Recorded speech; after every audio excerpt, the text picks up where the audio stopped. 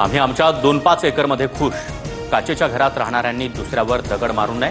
शिरसाट यांच्या आव्हानानंतर अंबादास दानवेंचा गर्भित इशारा. मुख्यमंत्री लाडकी बहीण योजनेत अनेक चुका झाल्या. सर्व महिलांना सरसकट लाभ देणं चुकीचं होतं. अर्थमंत्री अजित पवार यांची मोठी कबुली.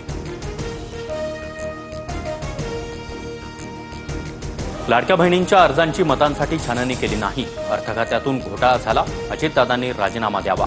संजय राऊत आक्रमक.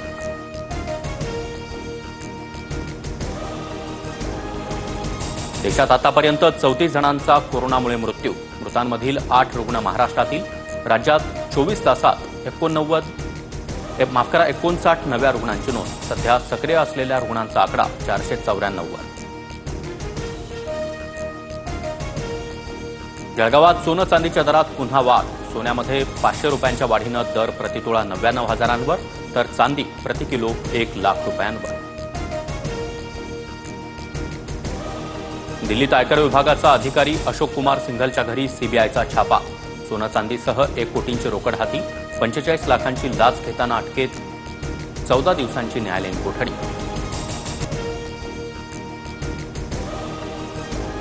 पंतप्रधान मोदी परदेशात गेलेल्या खासदारांच्या शिष्टमंडळांना भेटणार.